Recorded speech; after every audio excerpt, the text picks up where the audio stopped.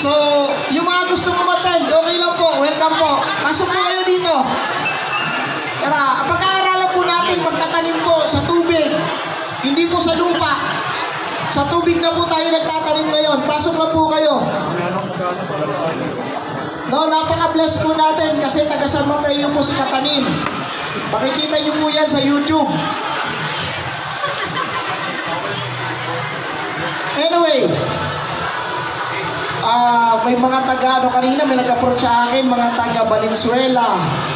Ayun. May taga Laguna. Ayan. May, saan pa yun? May mga nag-chat sa akin kung may registration daw. Sabi ko, wala. Free po. Free kiss din. Oo, free kiss. Hindi, yung kiss solution. Joke lang. Anyway, ang tutorial natin, no, tungkol sa 3 modules po tayo. Kung baga mga estudyante natin, may modular din sila. So tayo, 3 din ang modules natin, no? Ang una, itong theory, papaliwanag natin yung step by step. Then later on, magka-hands-on po tayo. Ano po? Then, after that, yung 3rd module po natin, may merienda tayo. Maililibre niyo ako. Question and answer pala. Oo. No? Question and answer. Anyway, yung mga lettuce po natin, ayun no, si Aaron. Yan. Si Aaron, yun. No? Grower natin yan, taga San Mateo, Rizal. Then, may available din po tayo na lettuce. Pero yung mga ano natin, mga high value na mga lettuce. Mga hindi nyo pa siguro nakikita. Netherlands. So, pwede nyo tingnan. Ayan, makikita nyo dyan, mga kakaibang lettuce na, mga pinadala ko dito. Okay, pero grow yan dito sa Pilipinas. Buto lang yung pinadala natin para may tanim natin yan. Okay, so yung mga seeds, available yan sa Katanim Store, Shopee or Lazada. Pwede nyo rin po ako i-approach. Ang cute nung dog, hindi po yung may-ari ha. Ayan, upo po kayo dito. Halika na, huwag ka na mahiya ka. Okay. So, kung ready na ang lahat, pwede na tayo mag-umpisa. Followers. Okay. Ayan, no? So, ang iba dito si Sir, i-approach ako dito kanina. Sir, TESDA po ako. Sabi ko, ano gagawin natin? Magtatayo po ako ng TESDA ulit para naman sa lettuce. Kaya gusto daw niya matutunan. Pero sa kanya, more on hospitality, hotels, no? Yung mga training niya. Sa mga spa. Ayan. So si Sir dito sa harap, si Katanim. Ngayon, gusto niya mag-aral naman sa lettuce para dagdagan yung Agricultural Training Institute. Yun lang po yung kinikilala ni Katanim ngayon sa ngayon. Ano po? So accredited po tayo. Ito, tinatawag kong Katanim Hydroponic Tutorials. Kasi ito yung pamamaraan ko based on my experience. Alam niyo naman si Katanim, hindi naman agricultural graduate, hindi naman agriculture. Hindi naman agriculturist. No, wala rin si Katanim green thumb. Si Katanim nag-umpisa noong lockdown, noong pandemic. Nagtanim halaman, ugulay, gamit ang tubig. So ang pamamaraan na to ay tinatawag na hydroponics. Ayan. No? So, yung scientific name o yung hydroponics, huwag natin naintindihin yan. Basta yun na lang, yung step-by-step process. Ano po? Yung how and when. Kadalasan sa mga nagtuturo kasi, hindi tinuturo yung how and when. Ano ba yung how and when? Papaano nga ba? Kailan nga ba? Dapat yun yung maituro. No, kung may mga teachers kayo, dapat maituro yung how and when. Papaano yung pamaparaan. Ganun dapat. Exact to the point, huwag na magbanggit ng mga scientific name. No? Ang kailangan natin, yung proper way. Yung transfer of technology, ika nga, wala nang trial and error.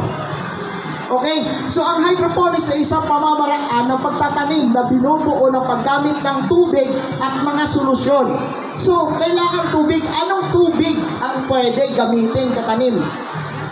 Ang available lang dito kayo sa amin, poso. Galing sa Poso Negro. Pwede ba yun?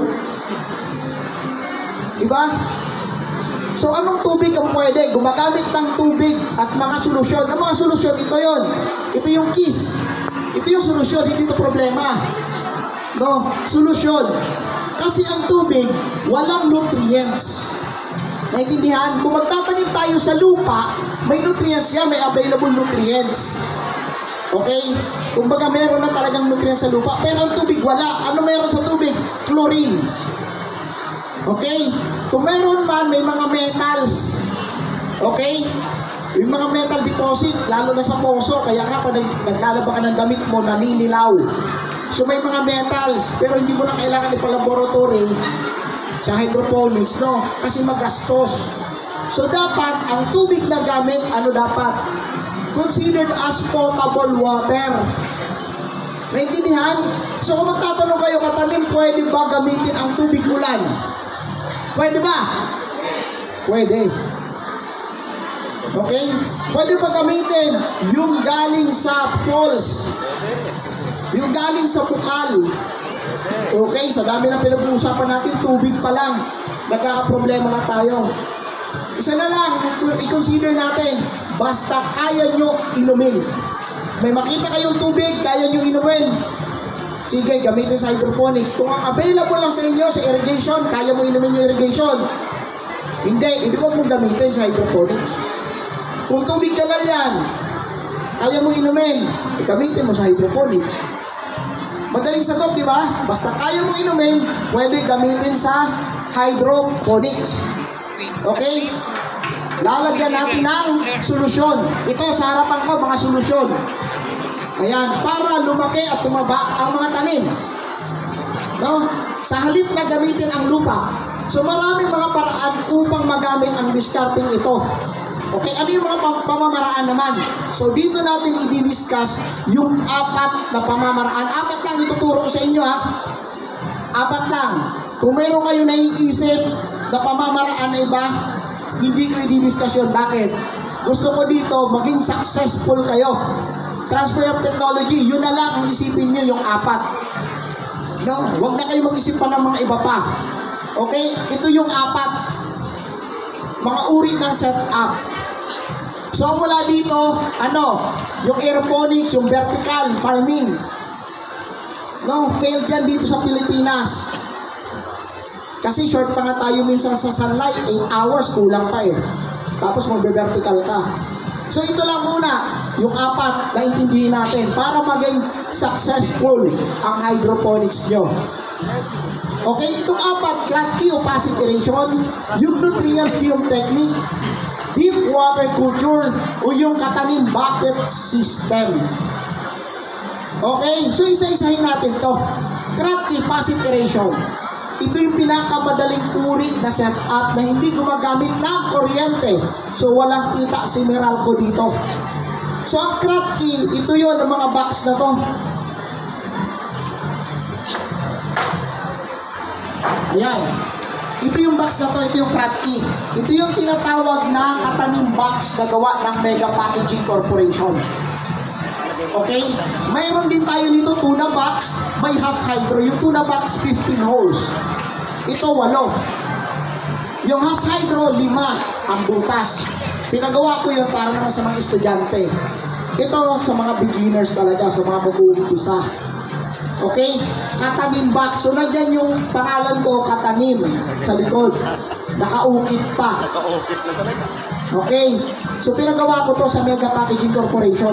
Ang Kratky, kapag magtatanim ka dito, tatandaan nyo to. Ito yung cup. Ito technicalities, ha? Mamaya, papractice natin to. Ito yung cups. Pag magtanim ka dito, kailangan umabot yung tubig, yung solution mo.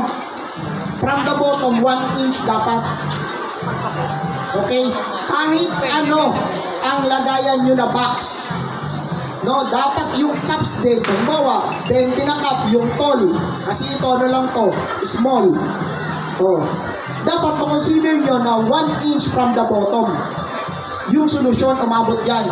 From the start na ilalagay nyo sa box.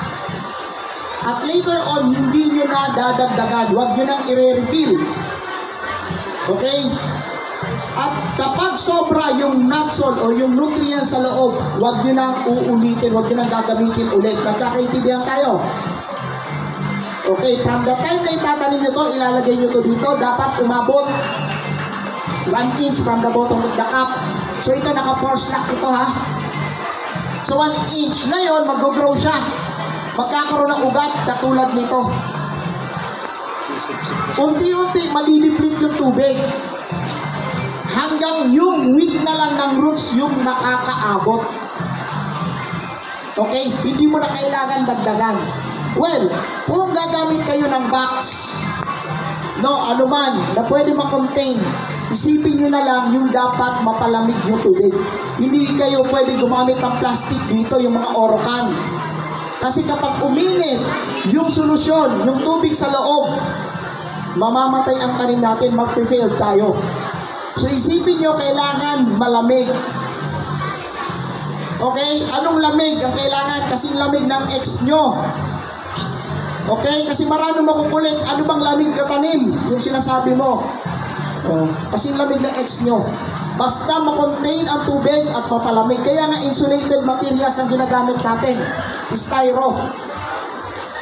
Okay? Para malamig ang tubig. Iko-contain nyo lang yung tubig, hindi dapat mag-leak. Kaya kadalasan nilalagyan namin ito ng plastic lining. Upo po kayo dito, ma'am. Mangangalay po kayo. Available pa dito upuan. Naka-reserve po talaga ito sa inyo. Hindi kayo dito. Ayan. Opo. Ayan, naka-reserve po yan. Considering na dapat 1 inch from the bottom of the cup, ang paglagay dito, conforme tayo sa box na gagamitin nyo at sa cup. Naintindihan? Kasi kung mahaba ang cup nyo, baka umabot na sa dulo, wala na kayong tubig pala. Kasi 1 inch lang. Naintindihan? So refill na lang kayo ng refill pala nun. Okay, kaya nga itong box na to, nakatanim box, ready na ito para taniman. 12 liters po ang laman nito. Sa 12 liters, pasok na po yan na 1 inch from the bottom dito pa mag-uumpisa. Ngayon, ilang solusyon ang ilalagay? Sa paglagay naman ng solusyon, 2 ml nitong A, 2 ml nitong B. Naintindihan? Kada 1 litrong tubig, 2 ml ng bawat isa. Kahit alin ang mauna. Pero, bago mo idagdag yung isa, haluin mabuti. I-mix mabuti. Naintindihan po? For example, ito, 12 liters, ilang ml nitong A? 24 din ang B. Bago i-add ang bawat isa, idagdag kahit alin ang mauna, ihalo mabuti. Naintindihan po ba yun? Ganyan ang Kratky ha. Yan. Ito yung sample ng Kratky. Okay, so nabasa naman ito ha, pinaintindi ko na lahat ha. Okay, nasa loob ng styro box ang nutrient solution. Yun yun o, yung kiss. Ganyan ang style ng Kratky. Ito yung backyard ko dati. Sa likod ng bahay ko po ito. Dito yan sa Modesta. Dito sa Mateo Rizal. Taga dito po kasi si Katanin. Ayan, sa Modesta. Likod bahay ko yan. Yan yung mga nasa YouTube ko noon. Nung haba-haba pang buho ko. O, yan po yun. Ayan.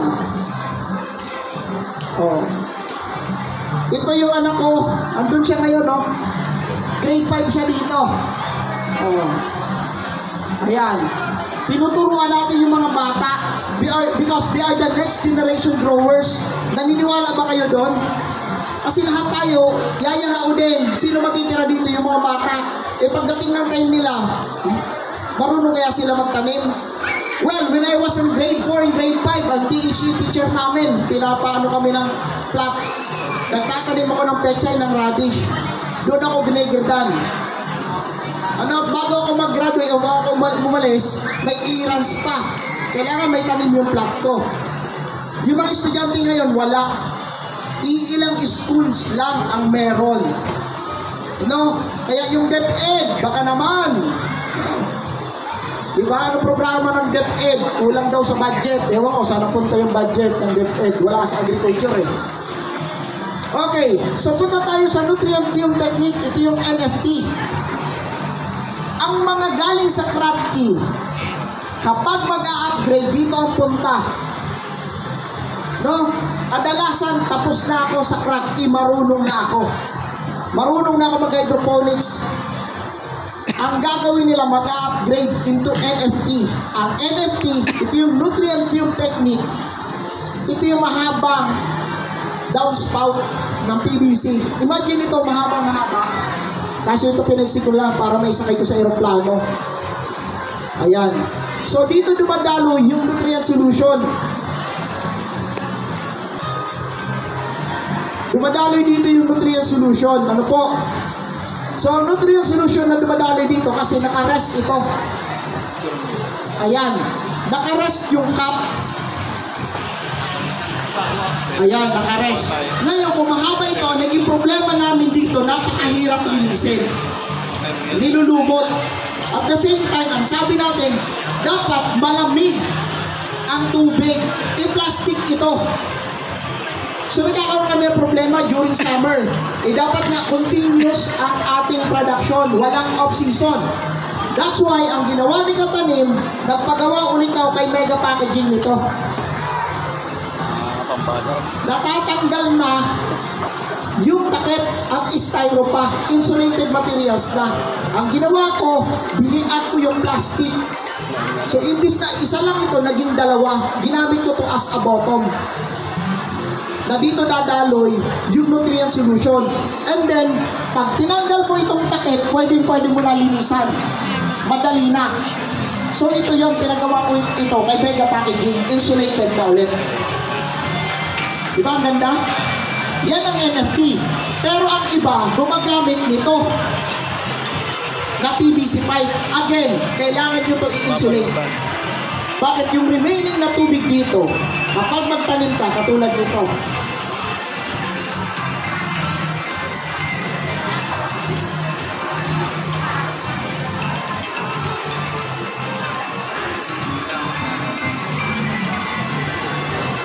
sorry kapag magtanim ka dito, kailangan yung cup, usapan natin sa crack A, umabot ng 1 inch. Tama? So dapat may stopper ka ng tubig. Ayan, may stopper ka ng tubig. Kung ito gagamitin mo, and again, you need to insulate. So kailangan mo dito ng insulation foam na mabibili sa hardware. Pero hindi talaga totally nalalamig yung tubig mo dito. Kasi may stagnant na tubig ka, may remaining water ka. Naintindihan? So kailangan umangat ang tubig. Kasi round shape siya. Ngayon may tanong kayo ngayon. Sabi mo Katanim, umabot sa 1 inch ang tubig. Bakit yan sa NFT mo, dadaloy lang yung tubig kamo? Manipis lang. Kaya nga film eh. Bakit? Kasi yung ating gamit, kasi yung ating gamit na medium dito, yung coco pit, magkakaroon na siya ng capillary action. Ang ibig sabihin, aakyat na yung nutrients. Isisipsip, i-absorb na yung ating coco pit dito sa baso na ilalagay. So ang tawag doon, capillary action. Okay? Naintindihan ba yun? Kaya film lang ito, manipis lang ang dumadaloy dito ng nutrients. Kaya kung mag-i-install kayo nito, nakaganyan yan, hindi yan pantay. Okay? Naka-recline yan, naka-incline. Okay? Doon sa distribution, pababa, papunta dito. Ganyan ang NFT. Naintindihan ba? O, ayan. So, ito yung sample ng NFT para malinaw. Ayan. O, shout out kay Manila Pink Kitchen. Sa Nueva Ecija ito. Yung may-ari nito, sabi ng tatay niya sa akin, hindi ako maniniwala na tutubo ang lettuce sa mainit na lugar. Kasi sa Baguio lang yan tinatanim. Sabi ko, sige, ganito na lang. Magtanim tayo. Yan sa Nueva Ecija.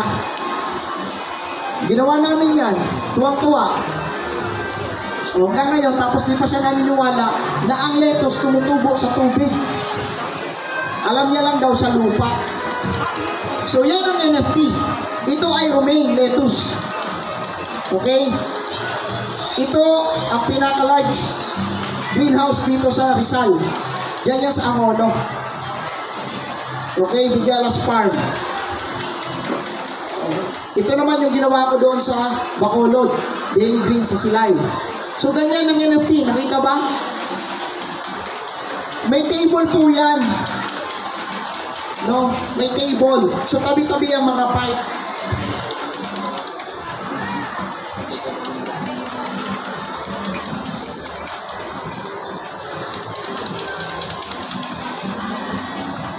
Wala. Nagback.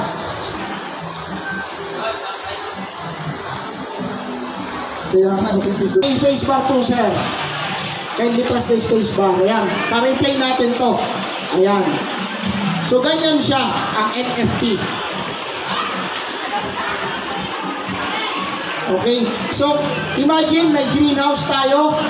May bubong, pero yung bubong UV plastic. Kailangan tumagos yung sikat ng araw. Okay? So dapat durable yung structure, ha. Kasi yung bagyo kalaban natin, hindi na signal number 1 hanggang signal number 3, hindi yun. May signal number 5 na po tayong bagyo. Okay? So yan ang NFT. So punta tayo doon sa deep water culture, DWC. Sino nakakita ng swimming pool dito? Wala pa ba nakakita ng swimming pool? So imagine ang swimming pool, mga katanim. Yan ang taniman nyo. Yung buong swimming pool na yan, ipapalutang na lang natin itong styro board. Board na po ang gamit. No, naka-floating na po doon. Ang tawag dyan, floating raft. Okay? Yung buong swimming pool na yon, doon mo ilalagay yung solusyon. Yung kiss. Okay? Yan, gumagamit ito ng kuryente. So yung cracky, ito lang yung walang ginagamit na kuryente. Yung NFT meron, recirculating yan. Ibig sabihin, from the pump, doon sa reservoir natin, aakyat sa distribution, papunta doon sa salok, no? And then magre-return ulit, pabalik doon sa reservoir. Ito, ganun din. No? Marami itong aerator. May mga tiny bubbles ito na ginagamit. Okay? So, katulad nito. Yan. Ito nyo na ganyang kalaki. Isang bed ng swimming pool, linagyan ng floating raft na styro. Yan, ganyan siya. So imagine, doon ka nagtatanim sa dulo. Okay, doon ka nagtatanim sa dulo. Then, unti-unti, tinutulak yan. Pagdating dito, harvest na katulad doon. So, ganito dapat ang DWC, maraming bubbles. Tiny bubbles po ang kailangan. Parang aquarium, hindi mabubuhay ang tanim kung walang oxygen. So, kapag may aerator, mas maganda ang grow ng tanim. E paano yung cranky? Walang aerator, kaya nga passive. Hindi tayo nagre-refill ng tubig para magkaroon siya ng aeration. Yung mga small roots dito, natutubo, doon siya hihinga. Kaya pag refill mo ulit ito na mahaba ng ugat, masusuffocate po yung tanim natin. Kaya hindi po tayo nagre-refill sa Kratky. Sa NFT at saka DWC po, nagdadagdag tayo, nagtatap up tayo ng tubig. Kasi aerated na po itong dalawang system natin. Okay? So, ganyan. So, yung tatlo na yan, mga madadahong gulay ang tinatanim. Ano yung mga madadahong gulay? Pechay. Pechay. Very good. Kangkong. Ano pa? Ha? Lettuce. Ano pa po? Tatlo pa lang madahong gulay na alam nyo? Mustasa. Kailan? Kailan mo ako? Mamahali. Alam nyo kailan? Yung Chinese broccoli. Bokchoy. Bokchoy. Ano pa? Alugbati. Ano pa? Kamote. Ang ibig sabihin ng leafy vegetables. Dahon lang. Yung mga dahon lang kinakain, yung napapakinabangan. Yung mga madadahong gulay. Huwag nyo naman isali yung malunggay. Hindi, madahon nga yun. Pero imagine, itatanim mo dito yung malunggay. Di ba? Yung malunggay huwag kinitanim. Sanay naman tayo, humihingi sa kapitbahay. Kali. Nanunungkit Kali ka. ba yung kali? Kumukuha lang. Kumukuha lang. Mga nagpaalam, ano? Basta lahat ng gulay na napapakinabangan, yung dahon, yun yung leafy vegetables. Ano po? Kasama ng basil, kale, arugula, Kale. spinach, yan, mga herbal crops. Okay? So, ganon. So, paano naman? Okay. I-discuss natin yung mga variety. Ayan. No? Limambo. Limambo, ito yung bionda. Si Aaron, meron dyan bionda. Ayan, yan yung bionda kay Aaron. Yan yung green, yung light green. Yan yung A. Ngayon, may ano dyan, yung may crunchy. Ayan yung limambo. Ayan. Okay? So, limambo. Ngayon, almeti. Meron din siguro almeti si Aaron. Wala almeti, wala daw siya. Okay, ang almeti kasi, ito yung talagang madaling gamitin. Kumbaga, all around use. Okay, all around use. Pang sangyup, pang salad, okay, pang Vietnamese roll, okay, pang burritos, pang lahat yun. Lahat yan na almeti, all around use. Kaya, yan yung pinaka-best seller sa lahat. Bakit? Madaling ibenta. Okay, kumbaga, i-consider nyo, kung kayo magtatanim, i-consider nyo yung seeds nyo, yung variety. Kumbaga, mayroon kayong seed selection. Kasi, paano nyo may ma-market kung hindi nyo alam yung ano mismo ng variety ng seeds? Di ba? Okay. So, lalik. Ito may lalik tayo dyan. Ayan, meron tayo doon sa gilid. Lalik. So, galing pa yan ng Netherlands. Yun yung pinaka-crunchy. Ang replacement kasi ng iceberg sa highlands, sa lowland, di yung mag-grow na iceberg. Okay? Ang pwede natin ma-grow, itong lalik. Oo. Ito yung crunchy talagang tutunog pa sa bibig niya pag kinain niyo. Meron tayo doon, may lalik tayo. Okay? So, Rafael, ito yung pinakamatamis na romaine. Pang Caesar salad. Now, pag kinain niyo yung ano na to, yung stem, malasahan mo talaga yung tamis. Para kang kumakain ng sugar cane. Locarno yan. Ano po? Ayan. So, kung magtatanim ka ngayon ng mga leafy vegetables, doon ka sa tatlo. Ano yung tatlo? Kratki, NFT, tsaka DWC. E paano naman kapag magtatanim ako ng fruit bearing? Ano yung fruit bearing naman? Yung mga nabumungang gulay. Okay? Paano magtatanim ako nun? Hindi pwede yun doon sa tatlo. Kailangan niya malaki yung pag-uugatan. Kasi the more roots, the more fruits. Kaya nga meron tayong katanim bucket system. Parang timba na, timba. Okay? Kasi ito, maninipis lang. Yung kailangan natin sa leafy vegetables, kailangan niya maninipis lang. Ganito lang. Okay? Tingnan mo yung NFT. Ganito lang siya. O, ganyan lang siya, NFT. Pero kapag magtatanim ka ng mga namumungang gulay, kailangan malalim na. Pag-uugatin mo siya. Okay? The more roots, the more fruits. Ano yung mga gulay na pwede itanim? Talong. Talong, kamatis. Talong. Watermelon. Okay, okra. watermelon, melon. Okay, isipin nyo na lang yung pakbet. Okra. Alam niyo pakbet? Kalabasa. So, ibig sabihin ng pakbet, yan yung lowland crops. Yung mga nabubuhay dito sa mababang lugar. Yung mga may init na lugar. E paano naman yung highland crops? Yun naman yung chop suey. So magkaiba yung chop suey at saka pakbet. Pag sinabing chop suey, yun yung mga gulay doon sa Benguet, sa Baguio. Repolyo. Pag sinabing tawag dito, pakbet, ito yung mga sa lowland. Yung mga talong, mga kalabasa. Naintindihan ba yun? Oh, so dapat may whole year round tayo na pwede tayo may gulay na gano'n, mga namumunga. Kaya pa natin. So ngayon, pero iisipin natin, doon tayo sa high value crops. Okay? So ito yung kadalasan na ginagamit dito ay drip method. Sino nakakita ng swero? Mga hospital na. Pumapatak yung swero. Ganun ito. Dripping. Okay, may timer, may oras ka lang para hindi masayang yung nutrients. Okay? So, ito ay ginagamit sa mga namumungang gulay, pero gumagamit ulit ito ng kuryente. So, ito lang ang bukod tangi, si Kratky. Ang ginagbabayad kay Meralco. Okay? So, ganito siya. Ganyan yung katanim bucket system. So, paano?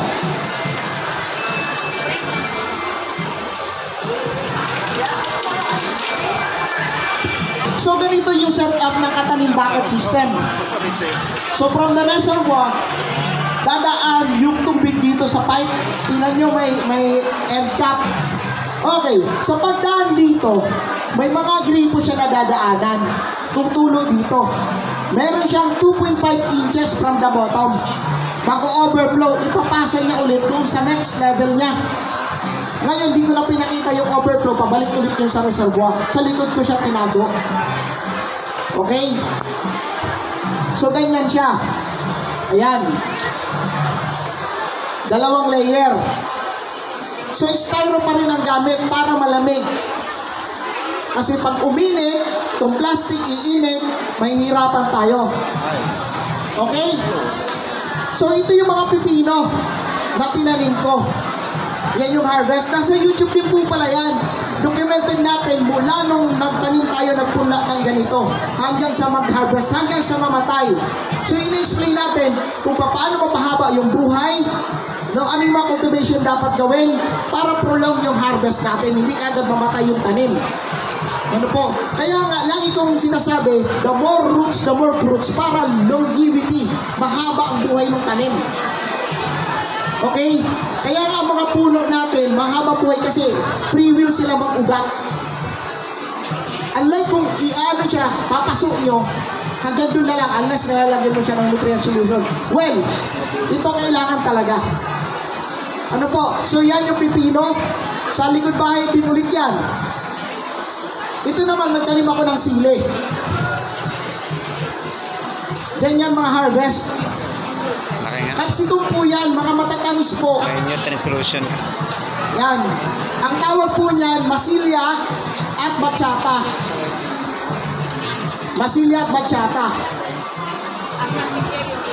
Yes po. Yellow po, tsaka red. Ayan. O, ito yung setup po. Minsan may mga market tayo dito na kailangan lang makita yung kulay. Okay na.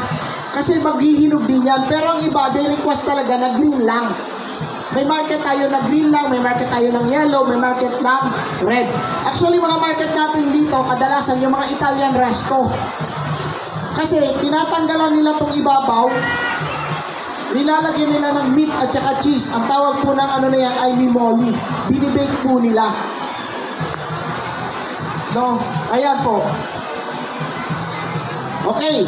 So, nakuha nyo na yung apat na technique ng pag-hydroponics, no? Yung setup. Ulitin ko, Kratky, NFT, DWC, at yung katanim bucket system. Ngayon, mga hamon. Ayan, mga challenges naman. Hindi lahat ng gulay ay sulit itanim o palakihin gamit ang hydroponics. Bakit? Bakit hindi sulit? Well, kung magtatanim ka sa hydroponics, malaki yung startup cost. Siyempre, you are aiming for the payback. Di ba yung ROI, yung return of investment? So, mahal yung investment mo, then magtatanim ka lang ng peche at kangkong. Di ba? Isipin mo na lang yung, mas maganda sana kung arugula, kale, basil, lettuce, at least may mahal, medyo may presyo. Di ba po? So, nakakailangan dito ng kaalamang technical. So, ito na yun, kaya nandito kayo. Mamaya, mag-hands-on din kayo.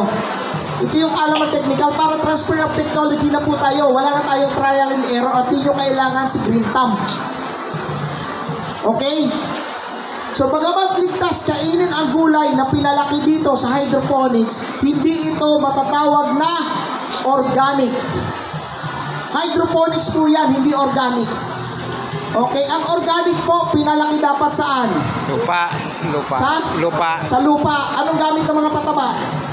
Chicken manure. Oh, chicken manure, yung chicken dung. Oh, tayo ng ano? Ipa. Baboy, tayo ng kalabaw, tayo ng ano pa? Rabbit. Na, lahat ng tayo, lagay nyo na. Okay? Yung hydroponics, hindi gumagamit ng tae. The same content. Okay? Ayan o. May calcium. Ang isang gulay na organiko, na pinalaki ng organic, kailangan niya ng certification. Hindi ka pwede mag-post na lang na organic po ito. Hindi ganon. Kailangan certified talaga yan. May isang ahensya na nagsacertified na organic itong farm na ito. Na organic yung pagtatanim na to. Okay? Hindi basta-basta po yan ang magsasabi nyo, because ka organic. Hindi ganon. No? Ano ba talaga ibig sabihin ng organic? Kaya may nagsabi sa akin, organic ba yan? So, hindi. Tanungin ko, what is organic? Di rin maka-explain. Di ba? Organic, ano organic? Di mo naman kaya explain. Ako hydroponics na hydroponics, kaya ko i-explain. Oh. Di ba? Yun ang pagkaiba. Okay, so hindi siya matatawag na organic ha. Tatandaan nyo, ang hydroponics hindi pwede tawaging organic. Okay? Pwede sabihin natin less pesticide, no pesticide, no insecticide, purong natural. Ayan ha. Ayan. Mga kaalaman, mas mabilis lumaki ang halaman kumpara sa lupa. Bakit mas mabilis? Kasi no choice na siya. Isipin nyo, dito, papalakihin mo, nandyan yung nutrient solution, wala na siyang ibang iinumin, kundi yung nandyan na lang na nutrient solution. Unlike yung doon sa tinanim sa lupa, no, kailangan mo siyang diligan, are you sure na maiinom mo yung binidilig mo at binibigay mong fertilizer? Diba? Pero ang totoo niyan, ito yung explanation ng science. Sabi ng science, kapag nagtanim ka sa lupa, yun, kailangan ng bakterya. Kailangan ng bakterya para i-transform yung macro at saka yung micronutrients. Alam niyo micro at macronutrients? Yung macro, ito yung NPK. Nitrogen, phosphorus, potassium. Macronutrients. Yung mga micronutrients, ito yung mga zinc, boron. Ano pa? Sino nag-aral ng chemistry dito? Pakiisa-isa. Okay? So ito, micro and macronutrients na ito. Itong nasa KISS. So nandiyan na lahat, complete na. Okay? Kaya yung mga tanim sa lupa, kung tatamad-tamad yung bakterya na magta-transform ng NPK, diba, matagal talaga mag-grow. Unlike dito sa hydroponics, tinatawag itong readily available. Ano yun? Na ibig sabihin nun?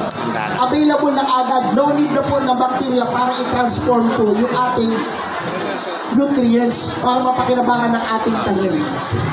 Okay? May iwasan ang kulang o labis na paggamit ng pataba. Yes. Dito kasi sa hydroponics, computed. Meron tayong ginagamit ng mga metro. Dito 2 ml lang, 2 ml A, 2 ml B sa 1 liter of water. Ditong KISS solution. So doon sa lupa, sasabihin mo, sabugan mo muna nitong urea, then kinabukasan after na makalawa, baka umulan, tsaka ka maggamit ng ganito. So, hindi computed. Isang kamao, ganon. Yung kamao ko maliit. Paano yung tauhan mo? Laki-laki ng kamao. Diba? Hindi ganon. Dapat computed siya. Okay, so ito 2 ml A, 2 ml B. Okay, may iwasan ng mga sakit na galing sa lupa tulad ng mga mikrobyo. Kadalasan kasi, yung mga tanim sa lupa, nasayad yung dahon, nagsasag. So doon mag-start, no, kadalasan dyan, may ginta. Tignan mo, ayaw na kumain ng mga iba ng gulay na kangkong kasi may ginta daw sa loob. Pinapakita sa social media. So, ganon, di ba? So, may iwasan na yan pag nagtanim ka sa hydroponics. Kasi di ka na sa lupa, nakatanim eh, dito ka na eh. Okay? So, maaari magtanim ng gulay kahit wala sa panahon or off-season. So, ngayon, whole year round na tayo. Di ba? Kahit tatag-ulan, basta meron kang rain shelter, tuloy-tuloy ang pagtatanim mo. Okay? Naintindihan ba yun? Kasi patuloy ka magtatanim kahit na mayroon, basta meron kang, yes. Oh, yun. Thank you sa information. Oh, hanggang alas 6 daw tayo dito. Okay lang ba sa inyo? So, habaan yung question and answer, ha? Actually, dapat may nauna sa akin. Natin dito, ha? Yung tourism na office dito sa San Mateo. No po, thank you, Ma'am Pia. Tayo dito ha, pinakausap. Sabi sa akin ni Sir Ray, ni Ma'am Rain pala, sorry. Ni Ma'am Rain, Madam. Sabi, Sir, 3 days ka mag-seminar ha. Sabi ko, 3 days, 2 days lang. Una, 1 day lang. Dapat ngayon lang. So, kinusap ako, opening. Maaaring magtanim ng gulay kahit wala sa panahon ng off-season. Kasi nga, may rain shelter tayo. Speaking lalo na yung mga talong, kapag ngayon tag-ulan, ang dami ng butas. Diba? Kahit yung mga sili, mahal na. Pag dumating ang third and fourth quarter ng taon, ang mahal ng mga fruit bearing, sili, talong, bakit? Umuulan na. Babagsak naman presyo niyan kapag mainit summer. So asahan nyo, kamatis, mahal na yan. Mahal na nga eh. Diba? Oh. Ngayon, magbumura ang sibuyas sa summer. Ngayon, mahal. Pero kapag hydroponics ka, ligtas ka na doon. Kasi ikaw na mismo nagtatanim. Basta may bubong. Hindi na uulanan. Kasi yun ang problema. Open field kasi tayo nagtatanim eh. Okay? So pag naulanan, may problema kaagad. Okay, lugar. Ikaw lang may hydroponics. Ang kailangan lang natin, ito ang napaka-importante na sisikatan ng araw. Ikaw lang may supply. May magchat-chat sa akin, katanim. Pwede ba tong lugar na to pinicturan? Pwede naman taniman, pero kailangan mong ilawan. Kung walang sunlight, gagamit ng grow light. Again, magbabayad ka kay Meralco. Okay, kaya ginagawa ko dito, let's make it more passive, in a passive way. Kailangan aasisikatan ng araw. Kung halimbawa, roof deck na, are you sure na naaarawan yan? Wala kang katabing mas mataas sa'yo? Ito yung kadalasang problema. May magpapacheck sa akin, katabi, pasyalan mo naman ang lugar ko. Sige, pero considering katabi, may puno kasi yung kapitbahay. Pero yung mga sanga niya, nandito sa akin. Di ba, pag lumagpas ka sa perimeter, pwede mong putulin? Tama? Ang puno ba, pwede mong putulin? Kailangan mo na license sa DENR bago mo gawin. Even yung mga puno ng nyog, nung nasa bowl ako, 10 nyog ang tatamaan. Alam mo ginawa doon? Kailangan mo muna magtanim. Ng bawat isa puputulin mo, 10 ang itatanim mong nyog. Pero para ma-confirm na itatanim mo talaga yan, kailangan mo bumili ng punla na nyog sa kanila kung saan ka kukuha ng lisensya. Ang saya-saya, di ba? Taanoan ng nyog, syempre, mahulog yung plastic natin, sira. So, lahat i-consider mo. So, kailangan lang nasisikatan ng araw. Hindi mo na dito kailangan ng matabang lupa. Kasi hindi ka na direkta sa lupa magtatanim. Pero kailangan mo yung lupa na property mo para diri ka ng structure. Okay? Hindi masukal. No? Hindi napapaligiran ng mga puno na maaaring humarang sa liwanag. Malinis at hindi madamo. Kasi ito yung kadalasan problema kapag madamo, nandyan yung mga pest and insect. So considering na yon, dapat ganito. Nakita na to shaded area. Ito may araw. Dapat doon ka sa may araw. Naintindihan yung may araw na yun, doon ka magtatanim. Dito hindi ka pwede magtanim. Dapat 8 hours nandun yung tanim mo. Hindi 8 hours nasa lilim.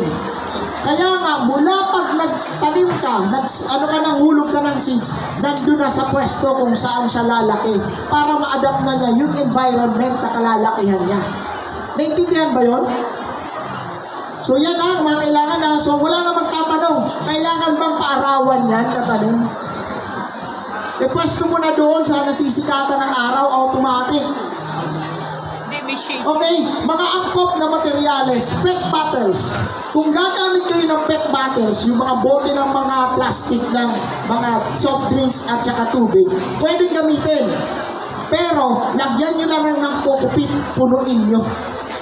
Huwag nyo lalagyan ng tubig at babalik na rin yung sa ibabaw, yun yung paglalagyan yung punla. No. Pag uminit yan, patay ang tanim. Sasabihin nyo naman, sisihin nyo, wala kang green thumb. Pero mali pala yung applications mo. Mali yung proseso mo. Punuin nyo na lang kokopit, doon kayo magtanim. Hydroponics pa din yan.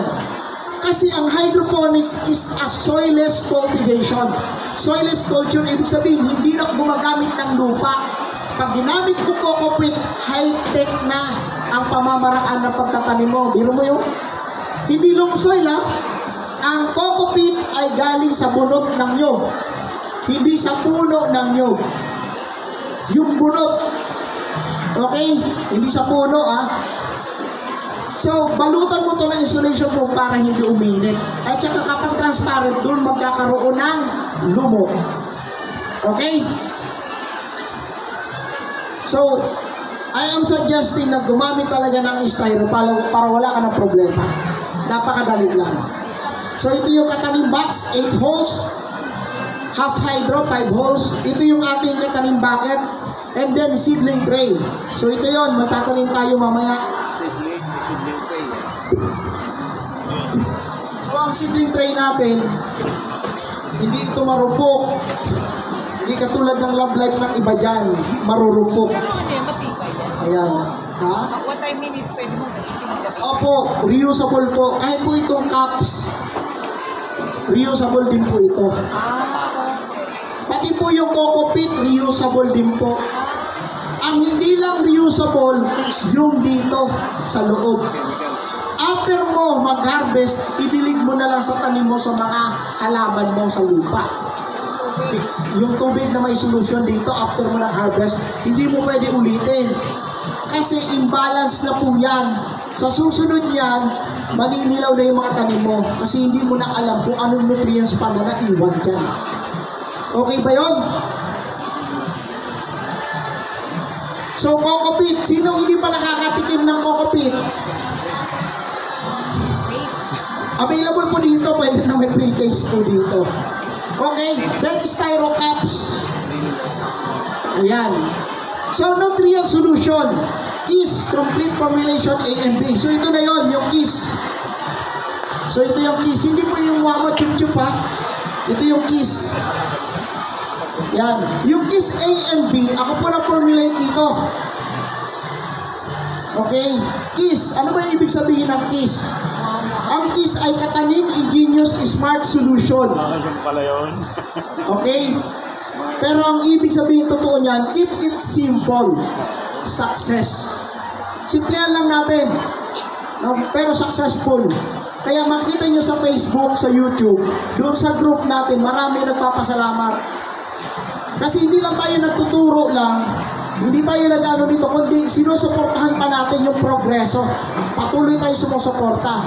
Kumbaga dito sa agriculture, kahit anong sangay ng agriculture, sa hydroponics lang ang meron nagsusuporta na group.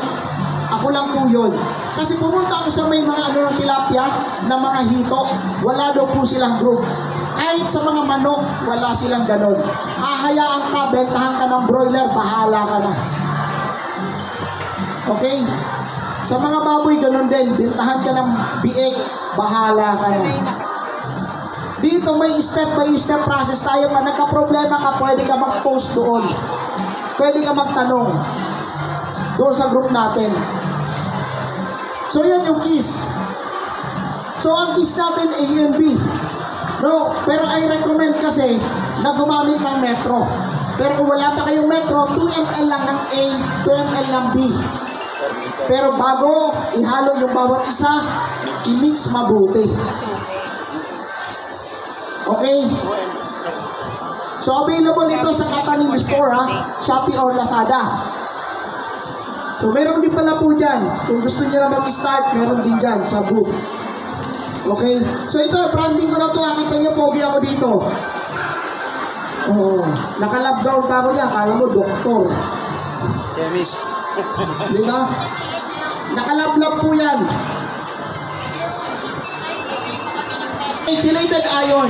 Kapag ang lettuce nyo o yung mga tanim nyo naninilaw, kailangan nyo to. Ayon. Kapag yung mga sanga ng tanim nyo, yung mga dahon ng lettuce, madaling mabali, brittle ang tawag, kailangan nyo to. Iron. Okay? Ayan. So meron tayong KISS A and B and with iron, pero powder na. Ito yung mga malalaking farm.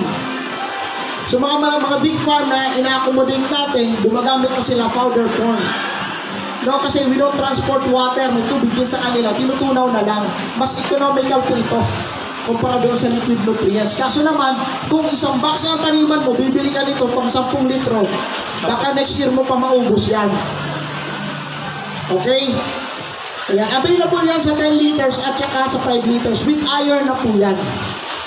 Yan po yung keys. No? Katanim, ingenious, smart solution. So, si Katanim, ako po mismo ay isang brand na po. Oo. So, meron tayong Katanim Modern Agriculture. Das OPC. So, one person corporation po ako. Naka-SEC po tayo. Dito po tayo sa DTI. Ano po? Ayan. So, again, pwede kang pumili ng iron powder with micronutrients para sa lahat ng tanim nyo, mag-ornamental man o mag-orchard man, pwede gamitin. pH down. Ayan, yung mga tubig natin, kapag nagtatanim ka sa hydroponics, ang tubig napaka-crucial dito. Kapag nawasa ang gamit mo, mataas yung pH. Ibig sabihin, ang neutral kasi, no, sa parcel formation, yung neutral 7. Above 7, alkaline. Below 7, acidic. Ayan, nagkakaintindihan ba tayo? Below 7, mababa, acidic na.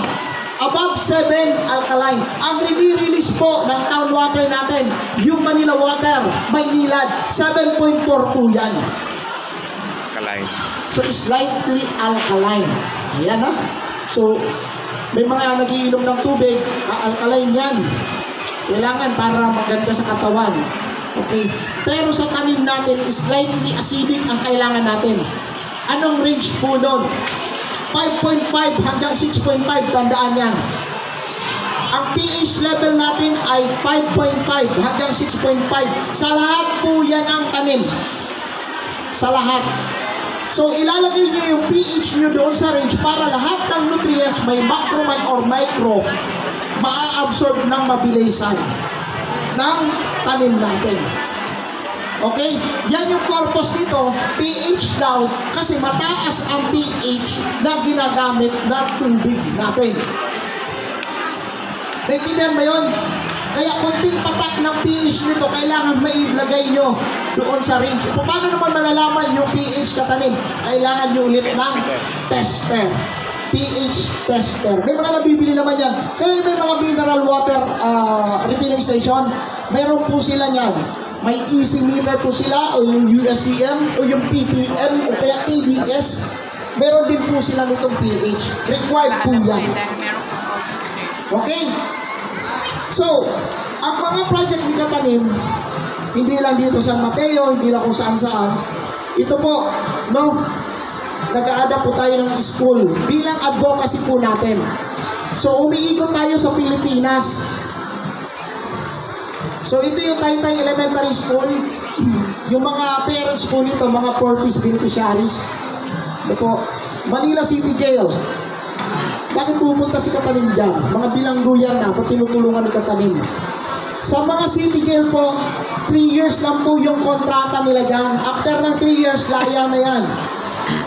Okay, habang sa loob pa lang, turuan na natin ng pagtatanim para may pangkabuhayan showcase na sila sa loob pa lang. Para paglaya nila, alam na nila ang kakaharapin nila. Hindi na sila babalik doon sa maling gawain nila. Yung kasanayan nila doon. Di ba? Turuan natin ng concrete and sustainable way of living. Ano ba yung konkretong pamamaraan ng pamumuhay? No, hindi yung puro sa ayuda. Bigyan natin ng konkretong pamamaraan. No, i-showcase natin yung talagang pangmatagalan. So itong pagpapamaraan ng pag-hydroponics, ito yung nakikita ko na magandang pamamaraan. Ano po? For livelihood. Diba? Ayan, Raha Suliman High School, this is Science High School. Tinuruan ko dito mga teachers. And then yung mga teachers naman, yun yung magtuturo sa mga estudyante. Okay? Yung principal nito, kaklase ko dati sa seminaryo, parehas kami lumabas. Seminarista po ako dati, magpapari po sana ako, kaso nakita ko si Mrs. napakaganda, di ko na pinakawalan. Mga magkaklase teacher. Teacher sa parokya, teacher kung saan, no, sa normal university, sa women's university, yung yung sumanas at saka minsan nag-a-abroad din. Anyway, so tayo for peace beneficiaries, no? Kulang pa nga ako dito, hinahanap ko yung tupad. Sino mga member ng tupad? Para maturuan natin, no? Para yung makukuha nilang yung mga for peace, di ba? Every student 3,200. Tapos ilang anak mo? 5 times ilan yun? Diba? Grade school, tapos sunod-sunod. Maganda na pang startup nito, may extra income ka pa. Kung for peace beneficiaries ka, di ba? Oo, dapat gano'n ang programa ng ayusin ng gobyerno. Oo, di ba? Oo, no comment ha. Okay, saan ba tayo? Ito, mauulit ako ngayong September. Kaso nasa Vietnam ako. Okay, ngayong September, flight na ulit ako. Training na naman tayo. Pero sa coffee naman, kape. Modern way of growing ng coffee, no? Sana maabutan ko pa to. So, ito yung San Mateo office. Dito kay Sir Alexis. Okay. Yung mga corporate natin na mga kaya ng Toyota, diba pa? So, meron silang tinatawag na social responsibility, na corporate social responsibility. Kasi hindi taon-taon, yung kumpanya nyo pwede mag-increase ng sweldo ng mga empleyado.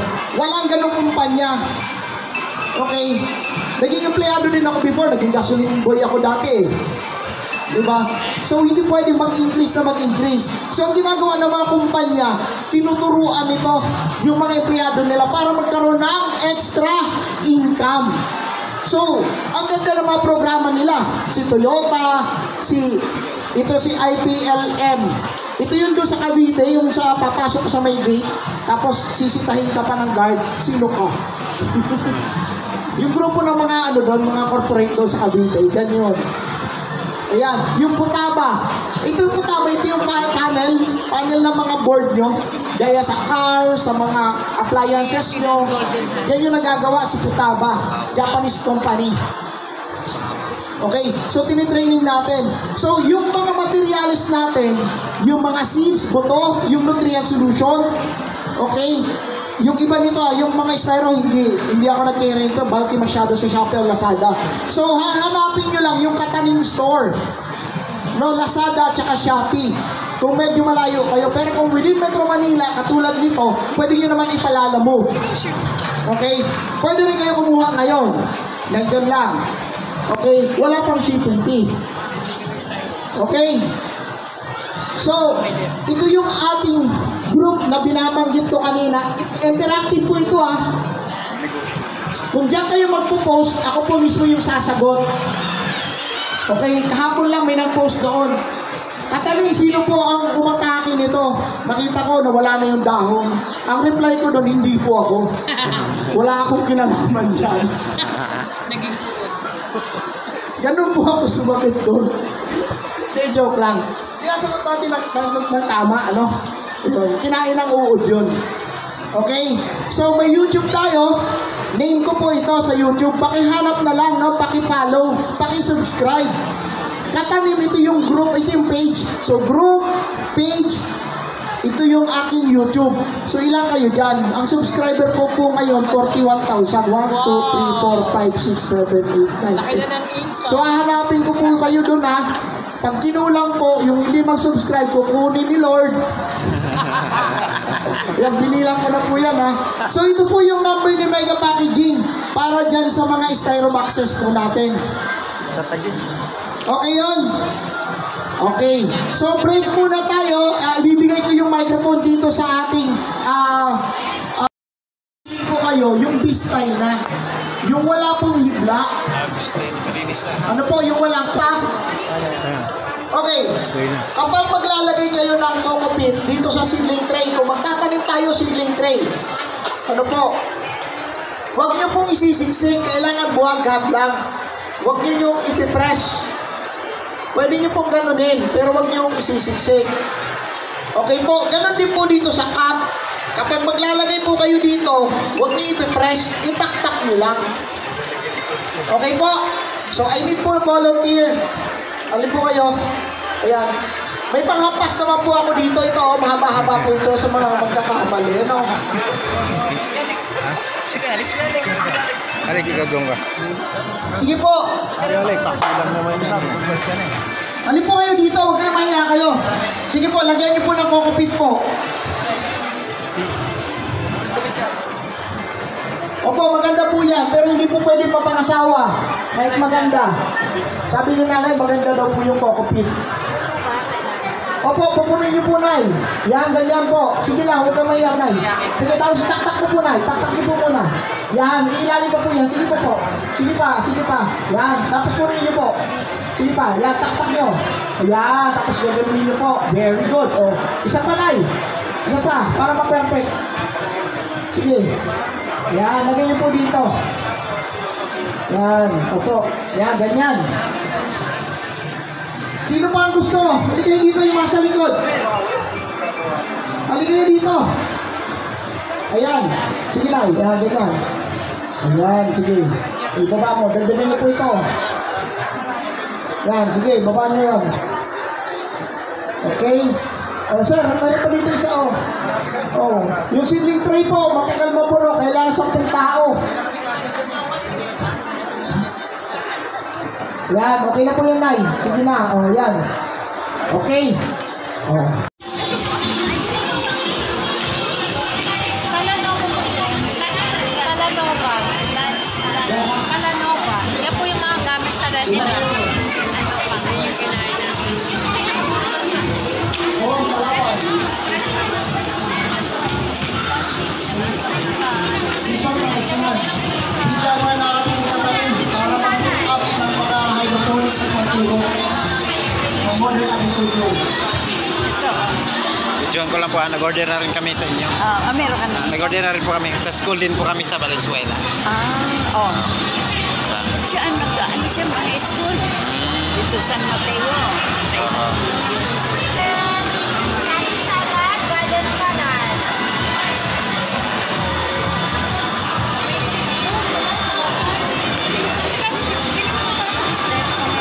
Much. Ayan, so napanood nyo kung saan napunta. Pero kulang pa yung slide kasi ginawa ko yan.